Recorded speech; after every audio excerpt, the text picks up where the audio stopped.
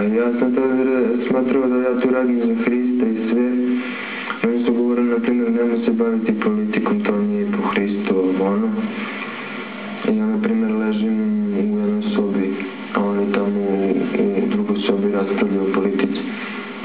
Kako Jugoslavi stanje, kako omladina, dosta su se vrzmali oko skupštine. I tako da sam ja,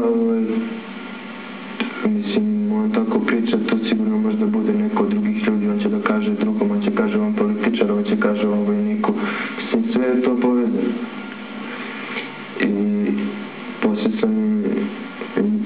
onda, ja sam htio da se dopisujem s ovim devojkama u Beogradu, oni su mi tu pravili, morali su učiti u moja pisma, znači, totalno ono neko ispiranje mozga, dok ti se potpuno ne pokoriš, pa tek onda ti možeš da radiš za njih.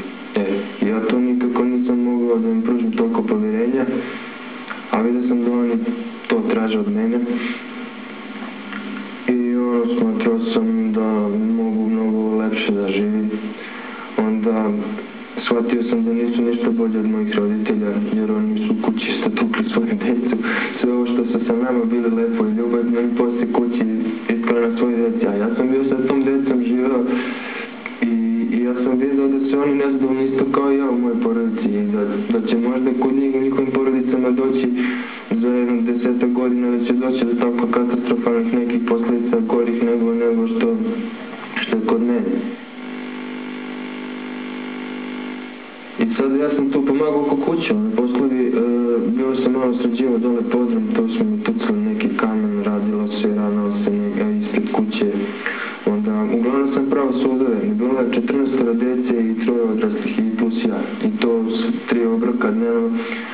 Djeca su za jedan obrok, oni su imali svoje zaduženja, a ja sam dopodnevno pravo sudove, to je dosta, sat vremena treba da se operu, sat i po. U njihovim knjigama tamo vidio sam da to tako se pomaže po kućama, pa se onda tako ti živiš sa njima i onda sutra ti stvaraš takvu porodicu po tom nekom sistemu, po tom kalupu.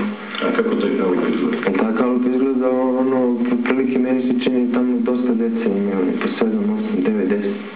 Što više kaže vojske za Isusa. I sad, meni to, mislim, nisam ja mogu tako da... I onda sam ja njima rekao da hoću da idem dalje, oni su se njima uplašili da ja neću postati da... Čeže su se oni bojali? Prvo bojali su se italijanski vlade, jer su valjda oni tamo isto ilegalni. I onda su se bojali...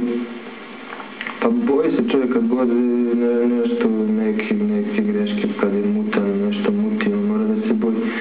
I onda, a kod ovih ovdje u Beogradu s ovim devojkama, što sam ja tek poslušao kad sam došao u Jugoslaviju, kad se vratio, onda oni su tu dosta problema napravili.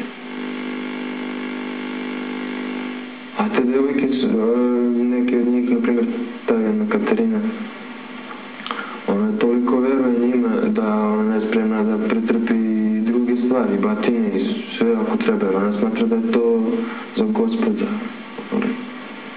Pa onda čuo sam i za ta seksualna zlostavljanja, za povezanost sa kriminalom, tu se krade za sektu i tako.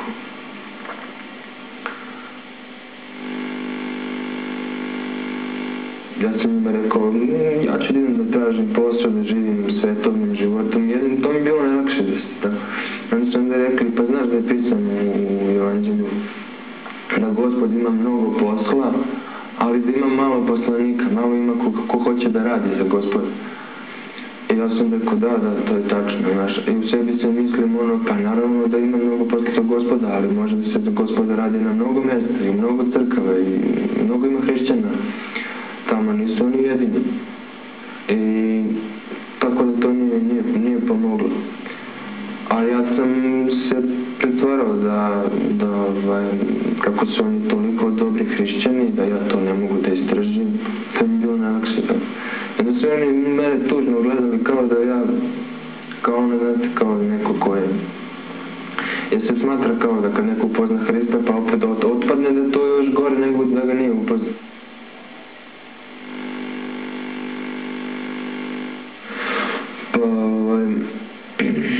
Ja se Bolu zahvalio za sve, on mi je dao 100 valdanarka, da.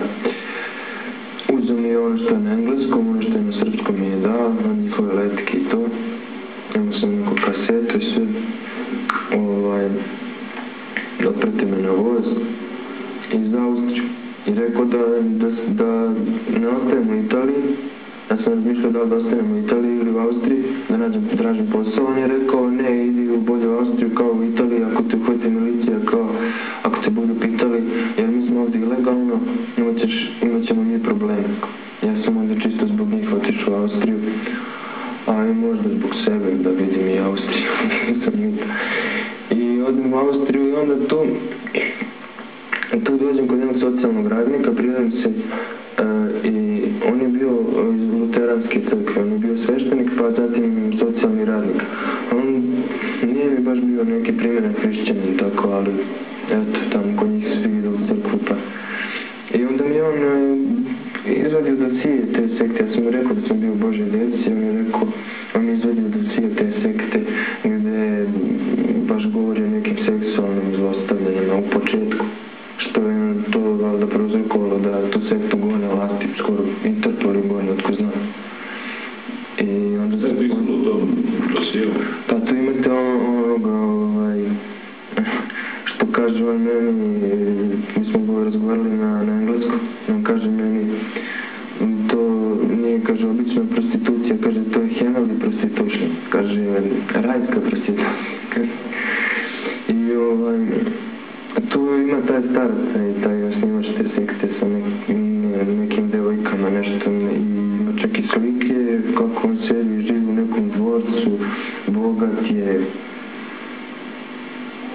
šta je, nešto slično kao Mun, iz Munove sekte. I ja mislim, izgleda da su oni u početku imali tu kao hipici, kao, pošto su oni nastavili u to vreme hipi pokreta. I ja mislim da su oni imali tako neke, što je kasnije su oni to valjda prekinuli, tako znam. Mada znam za jednu devojku koja je dobila dete od njih, ne znam se čije je.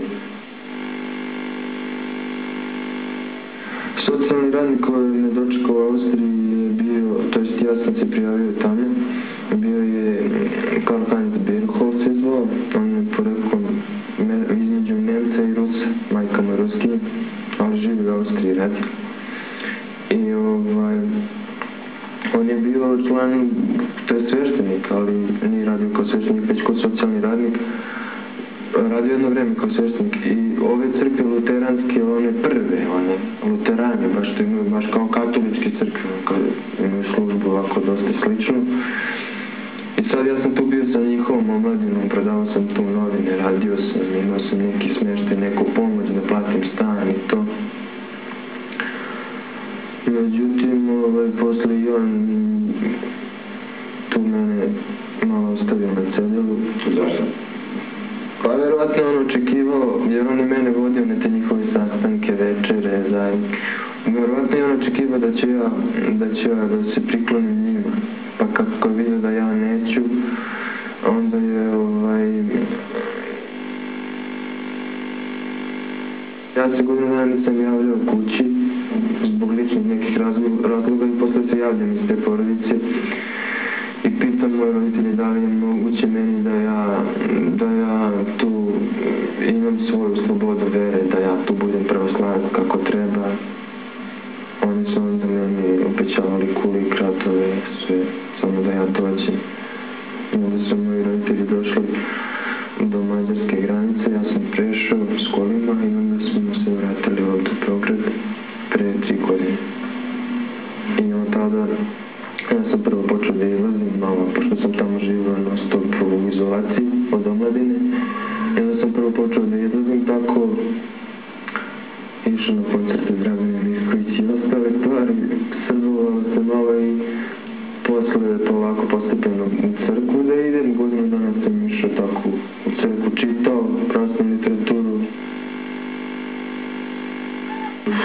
Moj žale